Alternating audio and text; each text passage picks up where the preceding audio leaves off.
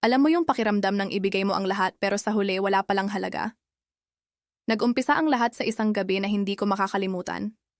Hindi ko rin alam kung matatawag ko ba itong pagkakamali or simpleng katangahan, dahil kahit alam kong mali, pinili ko pa ring magpabulag sa nararamdaman ko.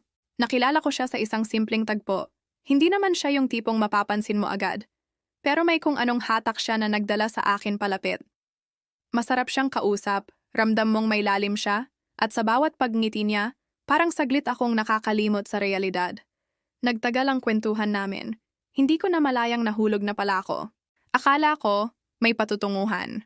Akala ko, ako lang ang babae sa mundo niya. Akala ko, totoo lahat ng matatamis niyang salita. Yung mahal kita, yung ikaw lang, yung hindi kita lolokohin. Hanggang isang gabi, natagpuan ko ang sarili kong nasa bisig niya. Lasing kami pareho pero alam kong gusto ko siya. Ibinigay ko ang lahat. Hindi dahil sa alak, hindi dahil sa bugso ng damdamin, kundi dahil mahal ko siya. Sa bawat halik, sa bawat hawak, sa bawat salitang binitawan niya habang magkasama kami sa madilim na kwarto, naniwala akong ako lang. Pero kinabukasan, nag-iba ang lahat. Wala nang good morning, wala nang kumain ka na, wala na ang lambing. Para akong hangin. Parang walang nangyari. Noong una, pilit kong iniintindi. Baka busy lang, baka kailangan ng space, baka may pinagdadaanan. Pero nung nakita ko siyang nakangiti, masaya, kasama ang iba, dun ko napagtanto. Hindi niya ako minahal.